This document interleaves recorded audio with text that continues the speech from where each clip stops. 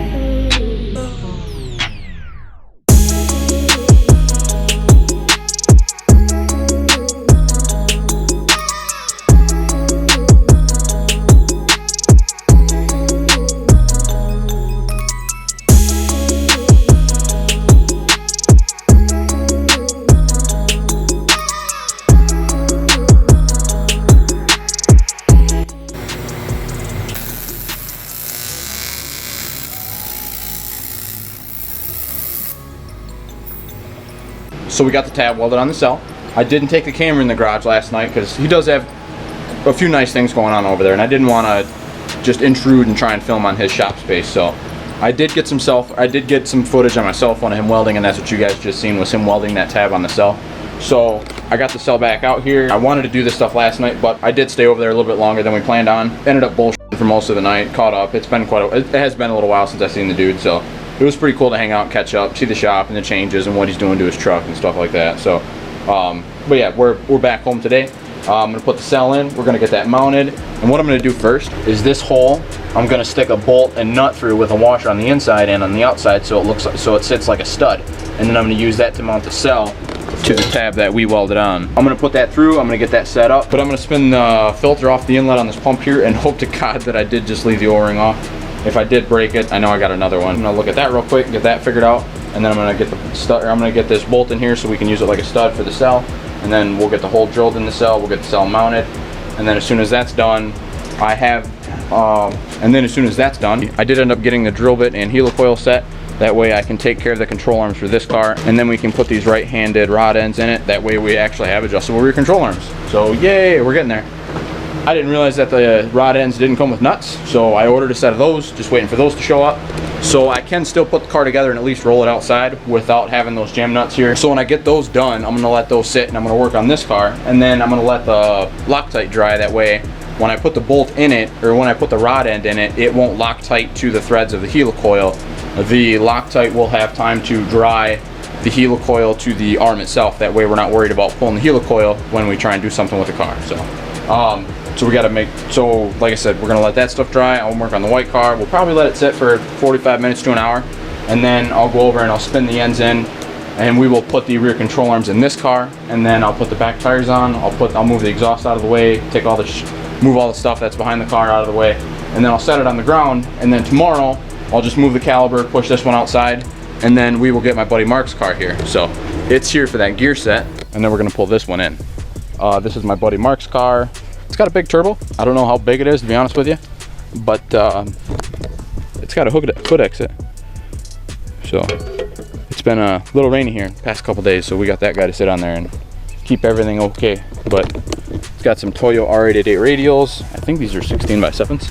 Let me see what the tire size is. 45, 50, 16. No, they might be 16 by 8s. Being a 55 wide and it's still bulging a little bit. Well, I don't know. Probably is a 7 wide. 7 or 8s. They do the same job. And then he's got the same wheel on the back with just some road tire. So, pretty clean car though. It's, I don't know if it's an 04 or an 05. No rust. I definitely took care of this thing.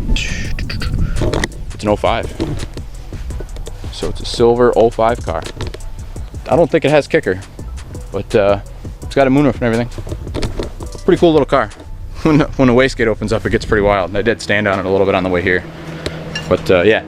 So he's got the stock gear set in that car, and he wants to really play with it with the radial tires on, and he's gonna buy this P-Works input shaft, and we're gonna cram it all in his car. So that way he can drive the thing down the road and not worry about breaking it. Or hopefully not worry about breaking it anyway. And while the blue one's outside, I'll power wash it and we'll let it dry. I'll work on the silver car inside here, and then get that stuff done, get the cars all shuffled around, and get this one back inside, and then hopefully start getting everything out of the engine bay of the blue car here on Friday night, and then start scuffing and see how far I can get. Because if I can get pretty far ahead, my buddies are coming over on Saturday and they're gonna help me spray this. So we gotta get this guy cleaned up. It's gonna look so good. Get all this stuff colored in, make it look nice. Make it look like that fender. She's pretty. Hang this guy back up. But yeah, let's see what we did for that fuel leak, and then let's get this cell mounted. Exactly what I hoped it was. I didn't put the O-ring on, which I thought I left it off when I originally put it together with the intention of taking it off. I just wanted to slip it together and not damage the O-ring, so I thought ahead and then forgot. So did it to myself anyway.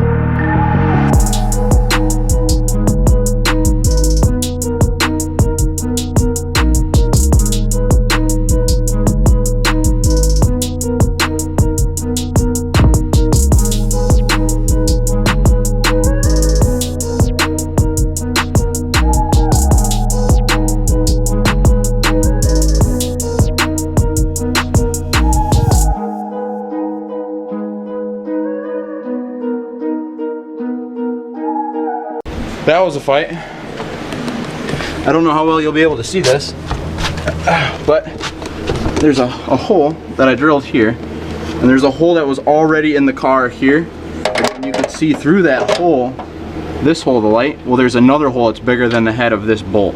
Well, I don't think that hole was bigger than the washer, and that's what I tried to get it through with, and I fought with it for a little while, and then eventually I just took these needle nose, kind of fished the bolt in there, stuck it through the hole, and then I stuck my magnet in there and grabbed the bolt and then kind of pulled it through. And then when it got to a point where I could get my hand on it, I kind of wiggled it around and got it through that other hole. So now we're flat against the car. So now I got to put the washer on, put the nut on it, and then hopefully I can tighten it down, because there's no way I'm getting a wrench in there. And then I'm going to put a lock washer on this side, so hopefully we don't have to worry about anything. But so we'll get that on, and then this will be the final mounting point for the cell. Here we go.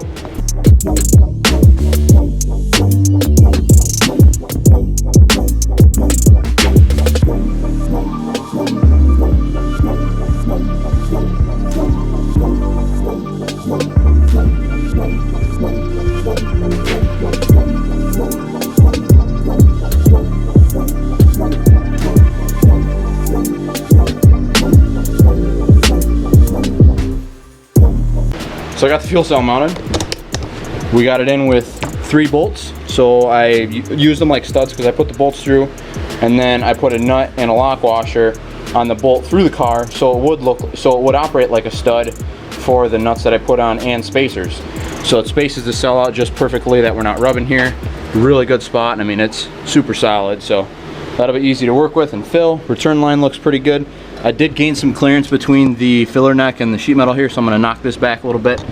And then when I turn the wheel all the way, it does get kind of close, but I could still put my hand in here. I'll see what it looks like when I put some load against it.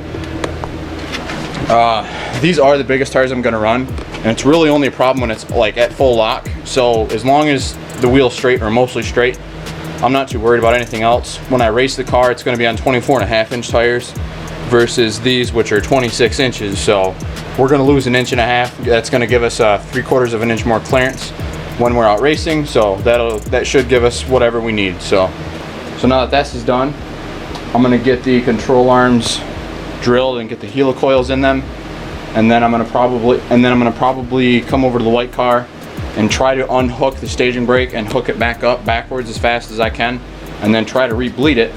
And hopefully I don't lose too much fluid or get it all over the floor. I am going to stuff a bunch of rags in under it and around it, so hopefully it catches everything. I don't want to lose a whole lot, but I'm going to have to be quick because the one side has a adapter fitting, because one of them has a -4 and the other one's a -3. So it has a -4 to -3 adapter. So I got to loosen the line, loosen the adapter, spin them both off, spin the other one off, and get them flipped as soon as I can, and then try to get this guy put back together. So let's get these control arms done and see where else we can get today. Alright, so I got my control arm set up in the vise. I'm going to drill the threads out, re-tap them, put the helicoils in to make these guys right-hand thread instead of left-hand thread, and then I'll let the Loctite dry, and we'll start working on the staging brake in the white car.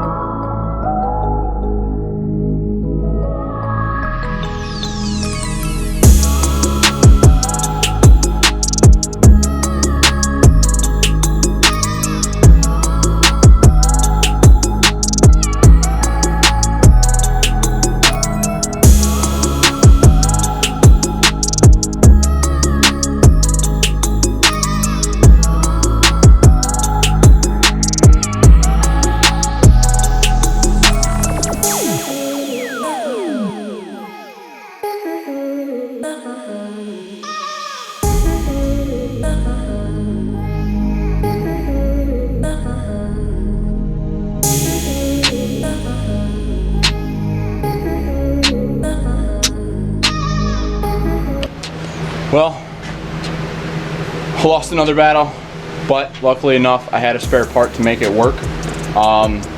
Those rear control arms, I got the first one done, put the helicoil in, came out great, not a problem. Second one, did not want to take the helicoil. I don't know if it's because the arm got too hot while I was drilling it where it was tighter, but I tried to start 4 helicoils in this thing, and it would get like the first one and then halfway around into the second one, and then it would just start kicking the thread out, and it would just, you know, just start pulling the 2 through and stretching them out while the other ones kind of stayed behind. So I don't know what's going on with those arms. Got really frustrated, decided I wasn't going to bother wasting a whole bunch of time with them because I did need this car out of the way. Let me grab my flashlight quick. So yeah, I didn't feel like fighting it because I wanted to get the car out of the way, and luckily enough I had another pair of lower control arms, so we got those guys put on. It's just these regular, just raw aluminum ones. They got some coarse threads, but that's why I couldn't use the rod ends from it and try to get the other arms put together. So they're on the car, they work. I'll probably just end up using them. Eventually I'll get them powder coated, but for now the car is ready to roll.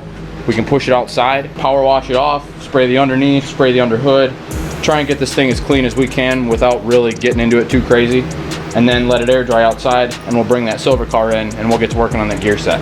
So that's going to be my plan for tomorrow.